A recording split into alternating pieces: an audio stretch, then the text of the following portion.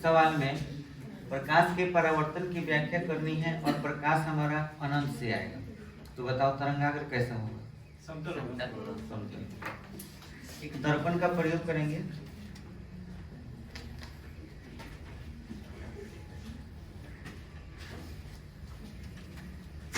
ये मान लीजिए कि एक दर्पण समतल, ठीक है।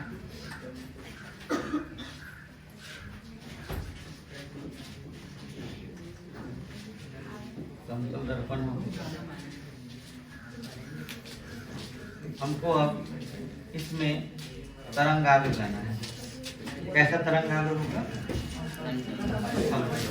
और प्रकाश के जो ये तरंगाग्र है वो समतल ऐसे आएंगे, तिरछे आएंगे। तो मान लीजिए कि ये वाला जो पार्ट है ये तरंगाग्र ऐसे आगे की ओर बढ़ रहा है, ऐसे आगे जा रहा है, ये समतल तरंगाग्र हुआ। इसको हम लोग ना ऐसे न बना करके इस तरह से बनाते हैं।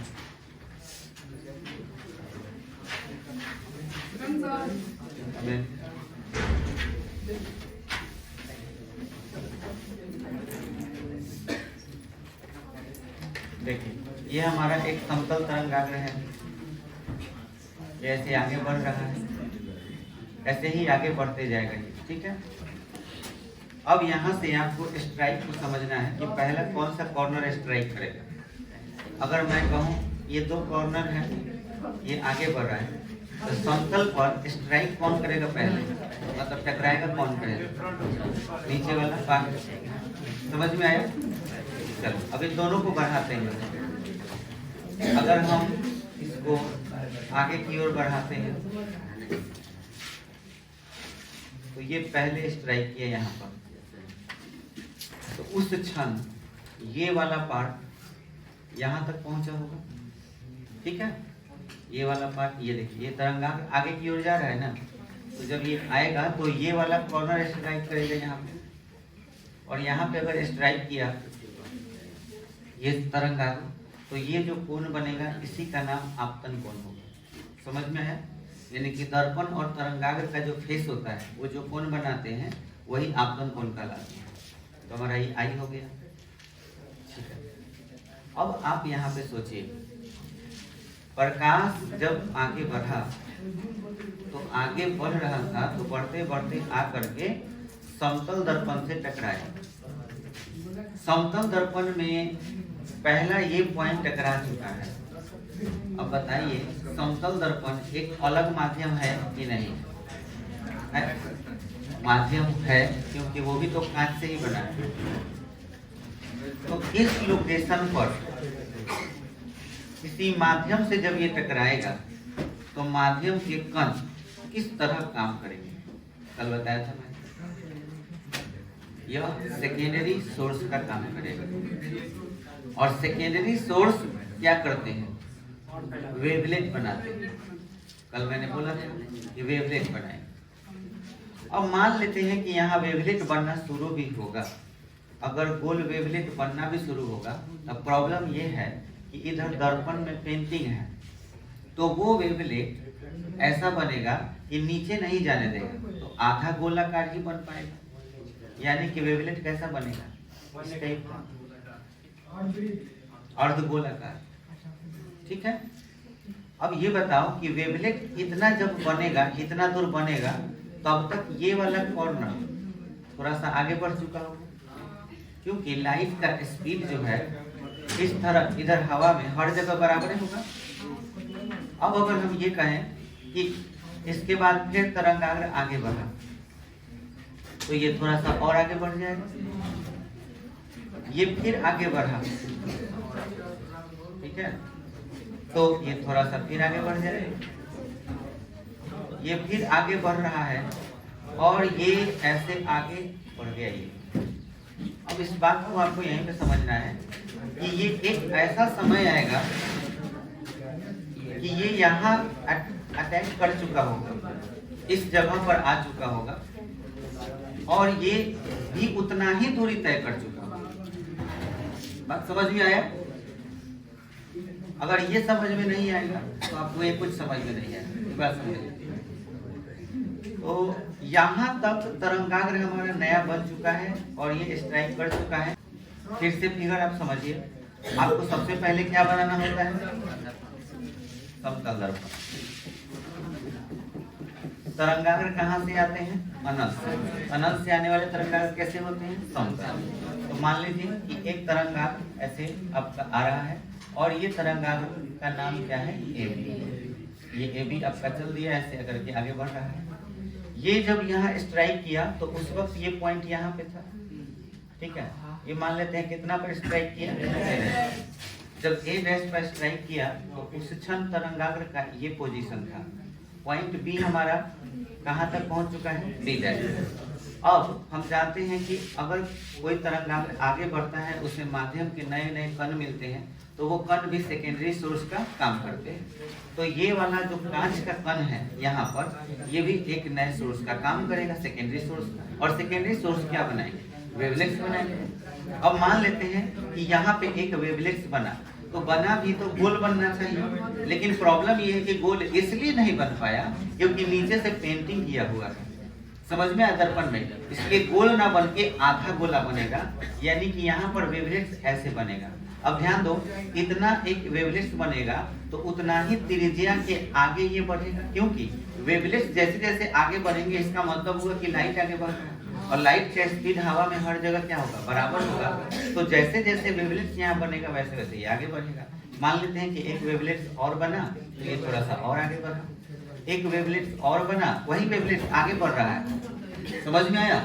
ये जो वेवलेट्स हैं वो इस सोर्स से बने हुए हैं और उसी को हम दिखा रहे हैं। ये ऐसे आगे बढ़ते जा रहा है, ये वेवलेट्स यहाँ भी, ये भी बढ़ते जा रहा है, ये भी बढ़ रहा है, ये भी बढ़ रहा है, ऐसे बढ़ते गया।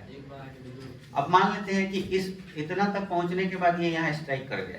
अब जैसे स्ट्राइक कर जाएगा तो अगर यहाँ एक अगला वेवलेट्स हम बना देते हैं तो यहाँ भी एक वेवलेट्स बनना शुरू हो जाएगा।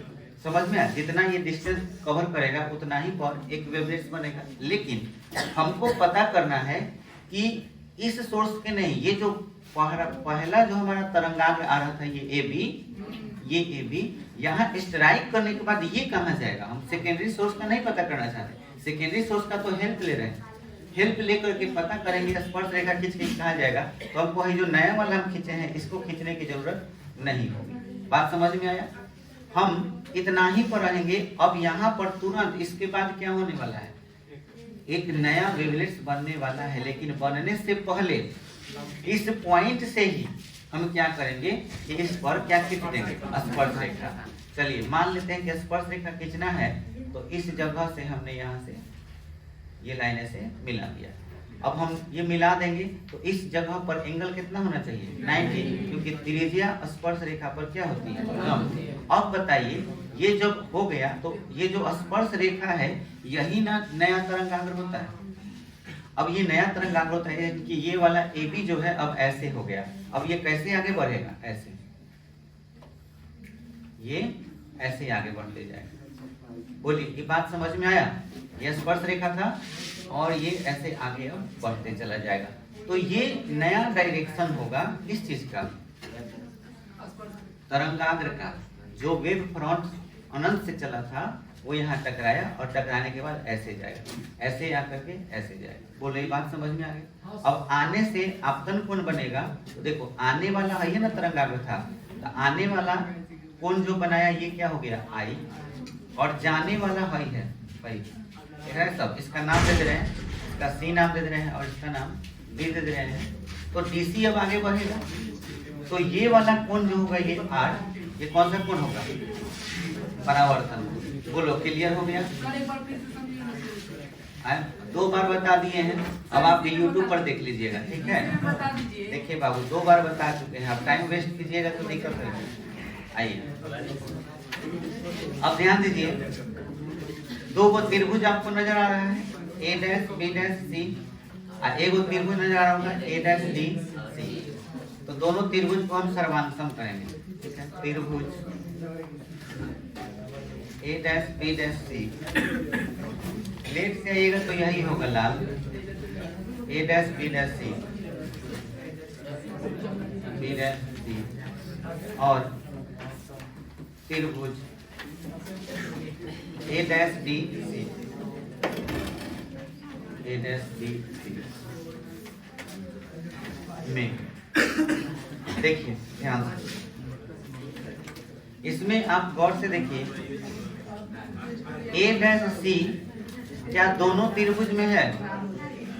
ए डैश सी जो भुजा है वो दोनों में है। तो हम क्या लिख सकते हैं? ए डैश सी बराबर ए डैश सी। कैसे हुआ? उभयनिष्ठ है इसलिए हुआ। अच्छा, ये वाला कोण देखो, ये 90 डिग्री है और ये वाला कोण भी 90 डिग्री। तो कोण डी बराबर कोण डी डैश, या कोण बी बराबर कोण बी डैश बराबर कोण डी इक्वल टू कई डिग्री है? 90 डिग्री। कोण बी डैश बराबर कोण डी इक्वल टू 90 डिग्री है। अच्छा, एक और चीज, दूरी बराबर फॉर्मूला क्या होता है? चाल गुना समय होता है ना। अगर ये फॉर्मूला होता है तो उस कंडीशन में ये बताइए, असल में यहाँ से यहाँ तक प्रकाश द्वारा तय किया गया दूरी है, और ये यहाँ से यहाँ तक भी प्रकाश द्वारा क्या है? तय किया गया, क्योंकि यहाँ पे वेवलेट्स ने दूरी तय किया। तो प्रकाश द्वारा तय की गई दूरी जो है वो माध्यम एक ही है कि अलग माध्यम है? एक ही माध्यम है, तो चाल समान ही होगा। तो हम यहाँ पे कह सकते हैं कि दूरी बराबर चाल गुना समय अगर होता है तो हम यहाँ पे लिखेंगे क्योंकि एक ही माध्यम में प्रकाश की चाल क्या होगी? समान होगी। अगर ऐसी बात है तो इस हिसाब से हम लोग जानते हैं कि दूरी बराबर फॉर्मूला होता है चाल गुना समय। तो इस बेसिस पर हम एक दूरी देख पा रहे हैं बी डैश सी है ना, बी डैश सी। तो चाल हम मान लेते हैं कि कितना है? भी। उसके बाद समय को क्या मान ले रहे हैं? भी। या फिर इसी तरह से आप इस दूरी को देखिए ए डैश डी को, ए डैश डी ये भी VT के बराबर होगा। तो दोनों तो आपस में ये बराबर ही है। तो उस कंडीशन में हम बोल सकते हैं कि B डैश डी बराबर क्या है? ए डैश डी। ये दोनों बराबर हो गया। तो देखिए ए डैश सी बराबर है, ए डैश सी बराबर ए डैश सी, क्योंकि दोनों त्रिभुज में है और 90 के सामने वाली भुजा है इसलिए ये कर्ण हो गया। अच्छा, ये दूरी आपस में बराबर हो गए तो इसलिए ये भुजा हो गया।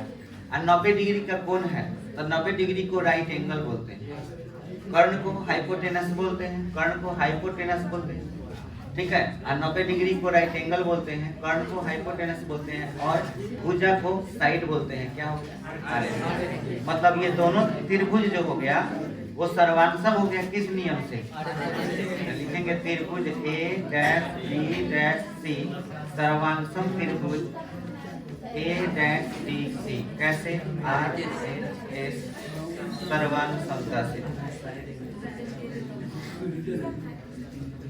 अगर ये सर्वांशम हो गया तो सर्वांशम का मतलब होता है सभी प्रकार से बराबर।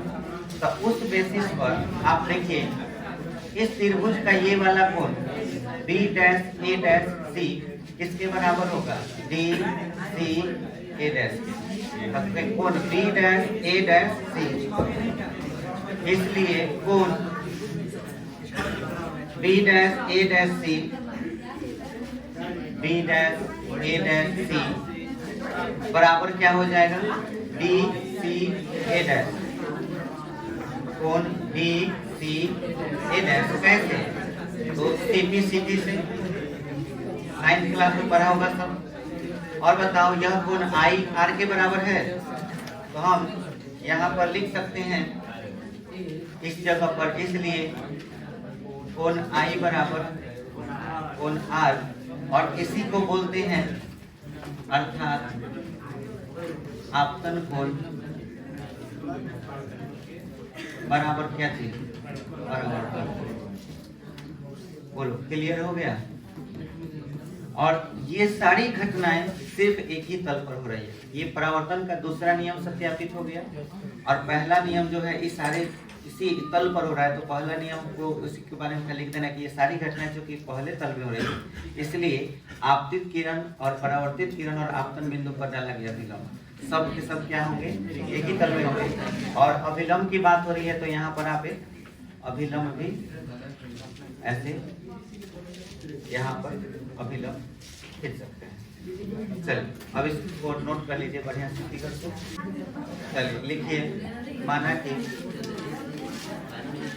कि AB एक समतल तरंगाग्र है। माना कि AB एक समतल तरंगाग्र है। माना कि AB एक समतल तरंगाग्र है।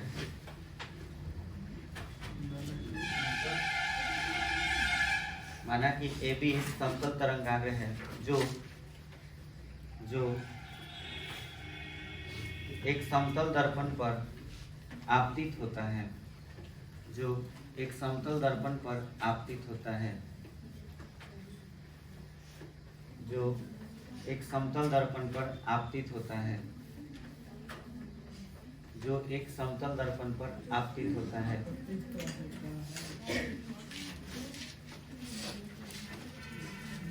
सबसे पहले तरंगाग्र का बिंदु A, तरंगाग्र का बिंदु A, तरंगाग्र का बिंदु A दर्पण के बिंदु A' पर टकराता है। दर्पण के बिंदु A' पर टकराता है। दर्पण के बिंदु A' पर टकराता है। दर्पण के बिंदु A' पर टकराता है। उस क्षण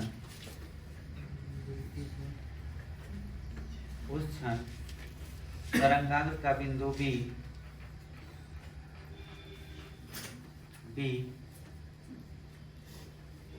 चलकर B' पर पहुंच जाता है। चलकर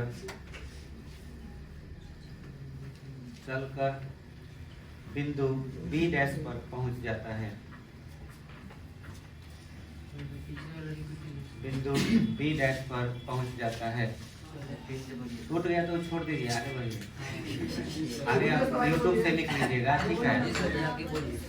तब आपतन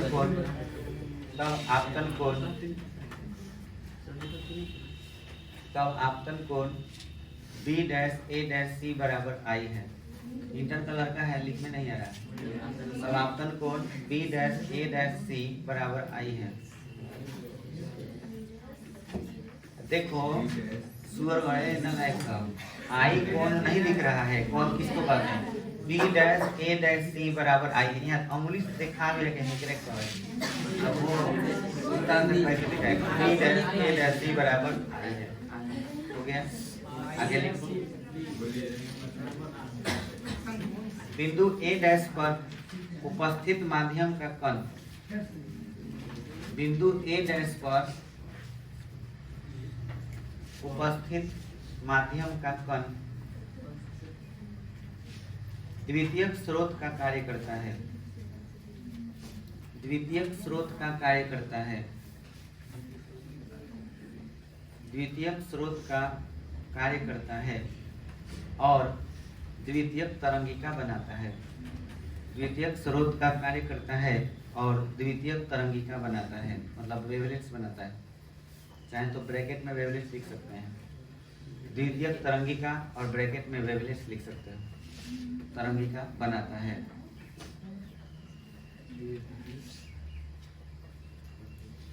जैसे जैसे वेवलेट्स मतलब द्वितीयक तरंगिका, जैसे जैसे द्वितीयक तरंगिका,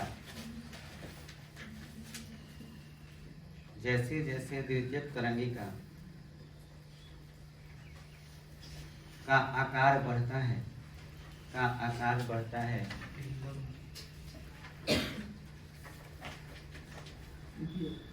तरंगाग्र का बिंदु B' भी, तरंगाग्र का बिंदु B'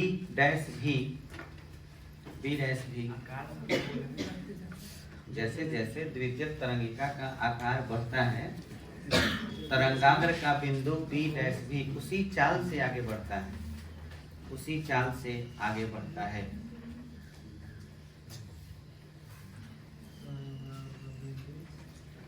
उसी चाल से आगे बढ़ता है।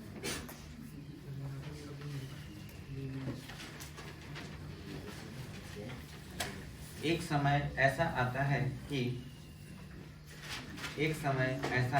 कि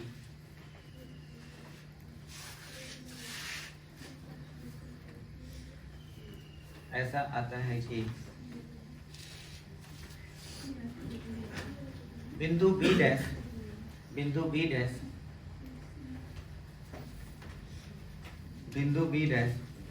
समतल दर्पण के बिंदु सी पर टकराता है। समतल दर्पण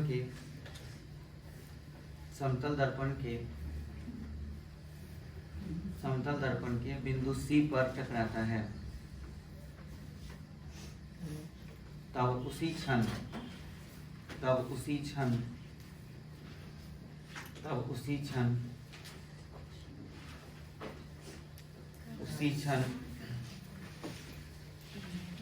बिंदु सी से होते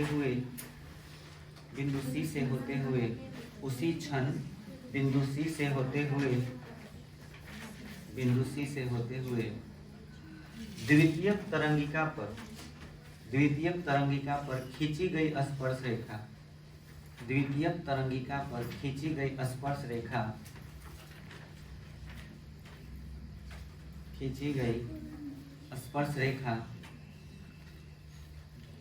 स्पर्श रेखा परावर्तित तरंगाग्र की दिशा बताती है।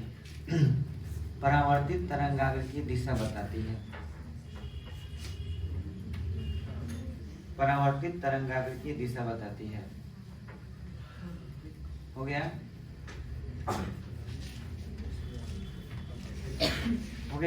सुन ले जरा, एक फिर से सुन ले। देखो, ये भी तरंगाग्र है, आगे बढ़ा। सबसे पहले कौन स्ट्राइक किया? ए। कहाँ स्ट्राइक किया? तब तक बी कहाँ पहुंच गया था? बी डैश पर। तो उस क्षण आपका आपतन कोण क्या होगा? अब आपको मालूम है कि जब भी तरंगाग्र किसी माध्यम के कण से टकराता है तो उस जगह पर वेवलेट्स बनता है। अब मान लो कि ये वेवलेट्स बन रहा है, तो जिस चाल से ही बन रहा है उसी चाल से बी डैश आगे बढ़ेगा।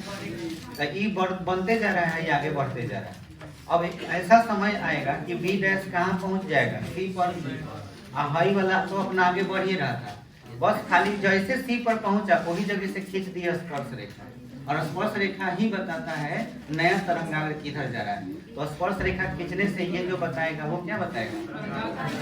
तरंगाग्र की दिशा। अब यहाँ पर आपको जानना है कि क्या आपतन कोण परावर्तन कोण के बराबर होता है, जिसको न्यूटन ने बताया था। उसी को हाइगेंस ने इसी नियम से सिद्ध करके बताया। समझ में आया? जो कि आपके ये सामने अभी सिद्ध किए, तो उसके नीचे ये नोट हो जाएगा। देखिएगा, तरंगाग्र का आपतित होना और परावर्तित होना, तरंगाग्र का आपतित होना और परावर्तित होना। हाँ, आप अलग से लिख लीजिए। तरंगाग्र का आपतित होना और परावर्तित होना, दोनों घटनाएं एक ही स्थान पर हो रही है। आपतित होना और परावर्तित होना, दोनों घटनाएं एक ही स्थान पर हो रही है। दोनों घटनाएं एक ही स्थान पर हो रही है। इसलिए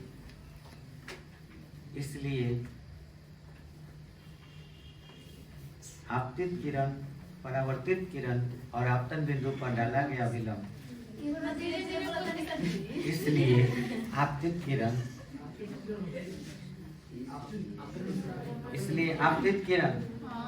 परावर्तित किरण और आपतन बिंदु पर डाला गया विलंब, और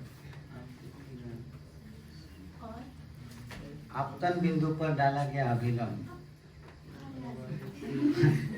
आपतन बिंदु पर डाला गया कहाँ जाए के बाद दूगो क्वेश्चन करे के लगे, एगो में 50 मिनट लगवा देगा। आपतित किरण, परावर्तित किरण और आपतन बिंदु पर डाला गया अभिलंब, लिखबे आपतित किरण, अपवर्तित किरण और आपतन बिंदु पर डाला गया विलंब तीनों एक ही तल में होते हैं।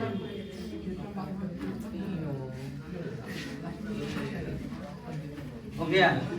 काहे लिखे हैं पता है? काहे की याद करो, तरंगाग्र की जो दिशा होती है उसी को किरण कहा जाता है। कल बताए थे।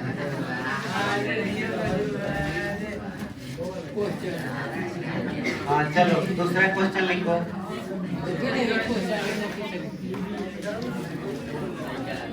दूसरा नंबर क्वेश्चन लिखो। हाइगेंस के तरंग सिद्धांत द्वारा प्रकाश के अपवर्तन की व्याख्या करें। ऊपर कोई माध्यम होगा, मान लीजिए ऊपर विरल माध्यम है और नीचे सघन माध्यम, ठीक है। एक तरंगाग्र ऐसे चला,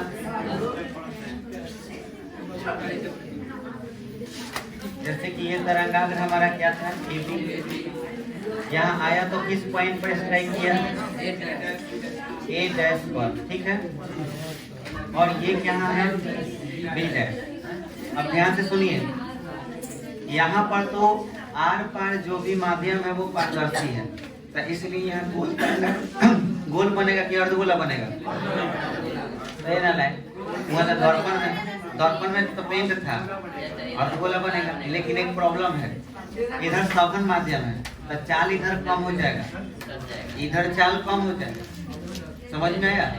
जब उधर से इधर आएगा तो चाल कम हो जाएगा। तो जैसे मान के चलो कि ये यहाँ स्ट्राइक किया है तो है थोड़ा सा आगे बढ़ा, यहाँ भाई जो बनाए हैं हम, इसको मान को चलो कि हम यहाँ मिटा दिए, तो अब यहाँ पे बनते जाएगा, ऐसे बना, ऐसे बन रहा है। तो इधर का है जो, अब देखो एक एक बना दिए, भाई बनते जाएगा, भाई क्या होगा, आगे बढ़ेगा, बनेगा फिर ये आगे बढ़ेगा, फिर बनेगा फिर ये आगे बढ़ेगा। मान के चलो यहाँ तक बढ़ा, ठीक है। तो यहाँ पर क्या खींचा जाएगा, स्पर्श रेखा। तो मान के चलो कि स्पर्श रेखा इस पॉइंट से हम खींच रहे हैं ऐसे, तो यहाँ पे ऐसे मिलाना पड़ेगा। अब इसको मिला दिए तो इसका नाम देते हैं, ये पॉइंट सी पर स्ट्राइक किया, आइए क्या है, डी। तो बोलो तरंगाग्र की दिशा अब ऐसे होगी, तो देखो तो मुड़ गया कि नहीं मुड़ गया, मुड़ गया।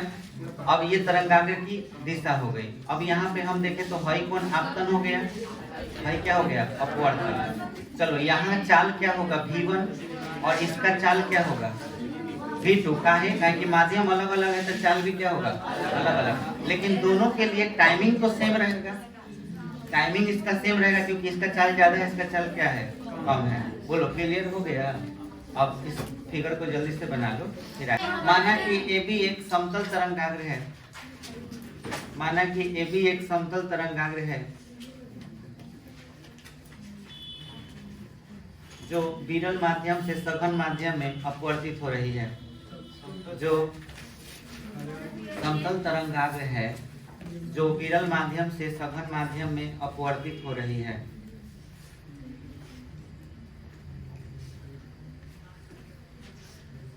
अपवर्तित हो रही है विरल माध्यम से सघन माध्यम में अपवर्तित हो रही है। विरल में चाल V1 और सघन में चाल V2 है। विरल में चाल V1 और सघन में चाल V2 है। विरल में चाल V1 और सघन में चाल V2 है। सबसे पहले तरंगाग्र का बिंदु A, सबसे पहले तरंगाग्र का बिंदु A, तरंगाग्र का बिंदु A अपवर्तक सतह के बिंदु A डैश पर, सबसे पहले तरंगाग्र का बिंदु A अपवर्तक सतह के बिंदु A डैश पर टकराता है, A डैश पर टकराता है। उस क्षण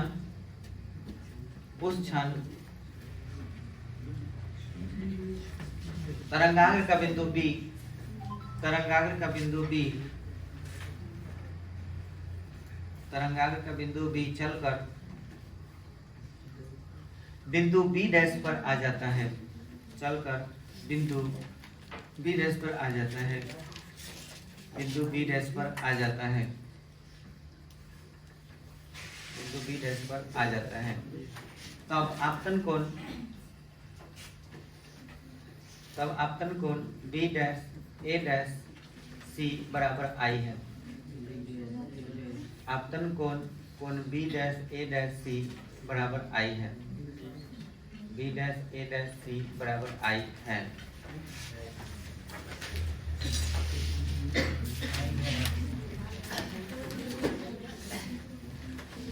बिंदु ए डैश पर उपस्थित कण, बिंदु ए डैश पर उपस्थित कण, बिंदु ए डैश पर उपस्थित कण प्राथमिक स्रोत का कार्य करता है, द्वितीयक स्रोत का कार्य करता है। ओकर जगह पे वो गाड़ी लिख दो, बात के कहने पे जोड़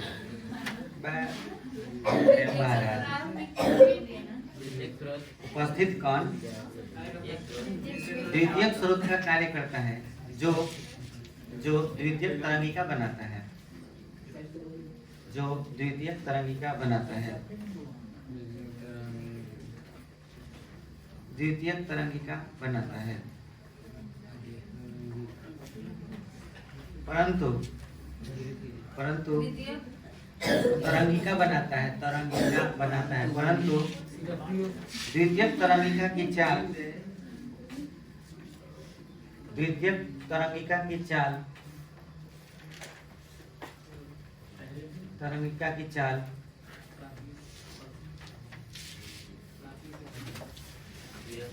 कम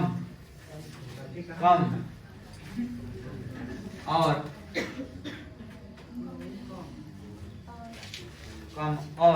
तरंगाग्र की चाल अधिक, तरंगाग्र की चाल अधिक होती है, अधिक होती है। परंतु तरंगाग्र, परंतु के बाद पता नहीं क्या बोले, लिख लीजिएगा, आपको भुला गए। यहाँ तक हो गया ना? हाँ, उसके बाद लिखिएगा, और उसके बाद लिखिएगा बिंदु बी डैश, बिंदु बी डैश, जब बिंदु बी डैश, तो वहाँ हंस के लिख लेना है, बिंदु बी डैश जब बिंदु सी पर पहुँचता है, जब बिंदु सी पर पहुँचता है, बिंदु सी पर पहुँचता है, तो उस क्षण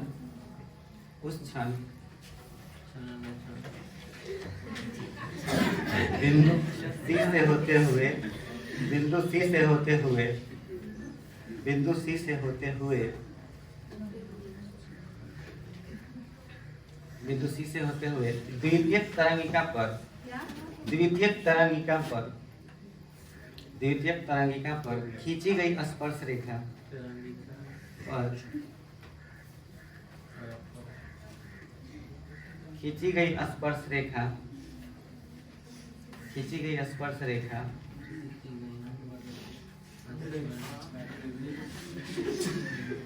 अपवर्तित तरंगाग्र की दिशा बताती है, अपवर्तित तरंगाग्र की दिशा बताती है,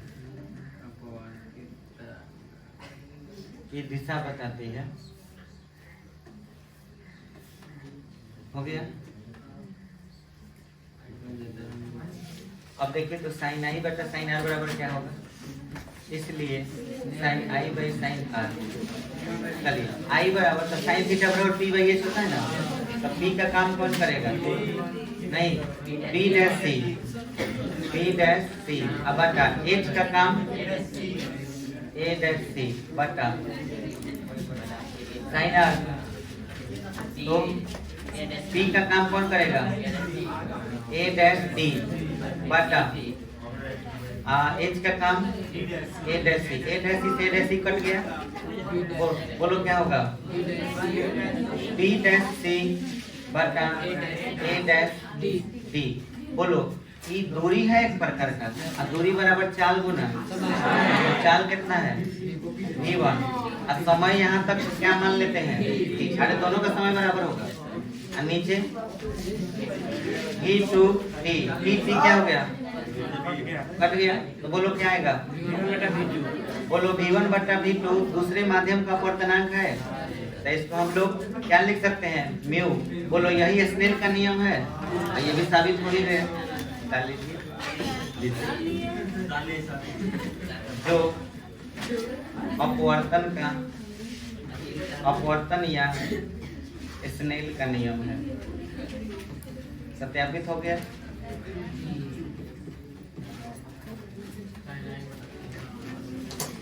ये मत समझना कि खत्म हो गया, उतारोगे तो फिर लिख पाएंगे, डाल लीजिए।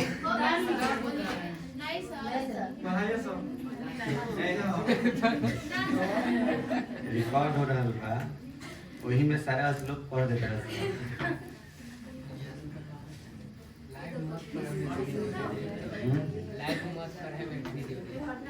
वो मैं कुछ देख भी ना करूँ काली की तरह।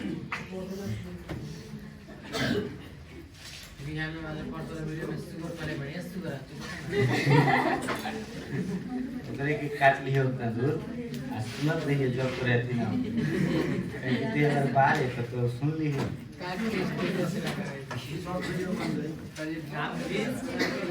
हो गया, ये उतार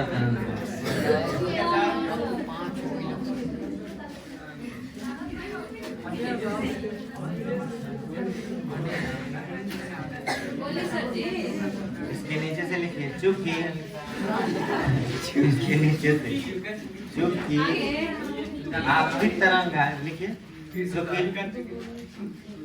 चूंकि आपतित तरंगाग्र और अपवर्तित तरंगाग्र, चूंकि आपतित तरंगाग्र और अपवर्तित तरंगाग्र दोनों एक ही तल में है, दोनों एक ही तल में है, इसलिए आपतित किरण, इसलिए आपतित किरण, अपवर्तित किरण, इसलिए आपतित किरण, अपवर्तित किरण और